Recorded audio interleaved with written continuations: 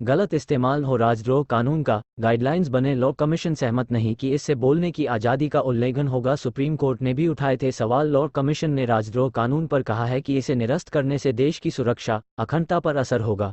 इस कानून के दुरुपयोग को लेकर सुप्रीम कोर्ट ने भी पिछले साल सख्त टिप्पणी की थी। वही लॉ कमीशन ने कहा, इस कानूनी प्रावधान को खत्म करने का मतलब है कि मौजूद भयावह जमीनी हकीकत से आंखें मूंदना जुड़े कानून की जरूरत को कम नहीं करता है।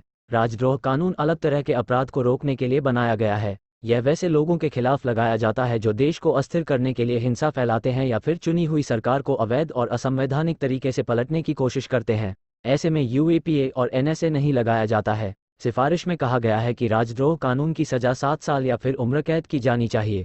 अभी मौजूदा समय में ये सज़ा 3 साल या फिर उम्र कैद है। लॉ कमीशन इस बात से सहमत नहीं था कि यह औपनिवेशिक काल का कानून है, इसलिए इसे खत्म किया जा। कमीशन ने कहा कि इस तरह तो आईपीसी कानून ही औपनिवेशिक काल का कानून है और इस आधार पर तो सारे आईपीसी ही खत्म हो जाने चाहिए।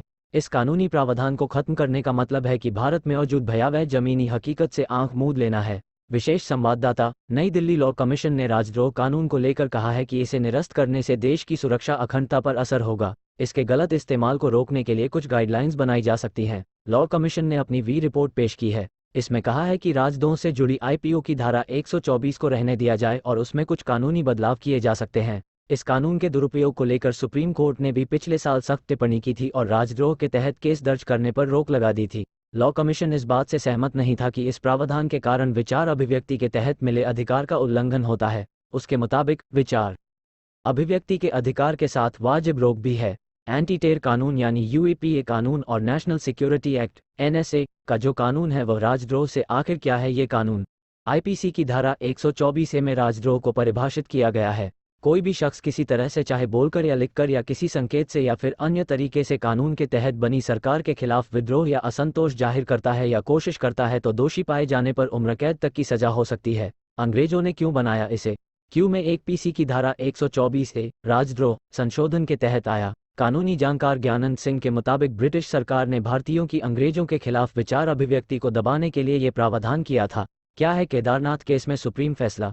क्यों सुप्रीम कोर्ट ने 1962 में केदारनाथ सिंह से जुड़े वाद में कहा था कि सरकार की आलोचना या फिर सरकार के प्रति असहमति जताने भर से राजद्रोह का मुकदमा नहीं बनता। राजद्रोह का केस तभी बनेगा जब कोई भी वक्तव्य ऐसा हो जिसमें हिंसा फैलाने की मंशा हो या फिर हिंसा बढ़ाने का तत्व मौजूद हो। क्या कहा सुप्रीम कोर्ट ने? सुप्रीम कोर्ट ने 15 जुलाई 2021 को कहा था कि राजद्रोह कानून खालबी कुतुब स्वतंत्रता आंदोलन को दबाने के लिए किया था। तो क्या आज़ादी के 75 साल संग समझ संविधान सभा में क्या हुआ? सुप्रीम कोर्ट के एडवोकेट संजय पारिक बताते हैं कि संविधान सभा में इस पर काफ़ी गहन चर्चा हुई थी। शिक्षाविद और ड्राफ्टिंग कमेटी के मेंबर के एम मुंशी ने कहा कि अब भारत एक लोकतांत्रिक देश है, जनता की आलोचना और असहमति का आदर करना चाहिए। इस तरह अभिव्यक्ति की आज़ादी के अपवाद में राजद्रोह को नहीं रखा गया। बात भी इसे जारी रखने की जरूरत है। तत्कालीन चीफ जस्टिस एनवी रमन ने कहा था कि मुख्य चिंता इस कानून के गलत इस्तेमाल का है। सरकार कई कानून को खत्म कर चुकी है, मुझे नहीं पता कि इसे क्यों नहीं देखा गया। कांग्रेस का क्या कहना है? कांग्रेस ने केंद्र पर इस कानून को पहले से ज्यादा खतरनाक बनाने के प्रयास करने का आरोप लगाया। कहा कि लोकसभा चुनाव से पहले विपक्षी नेताओं के खिलाफ इस कानून का गलत इस्तेमाल किया जाएगा।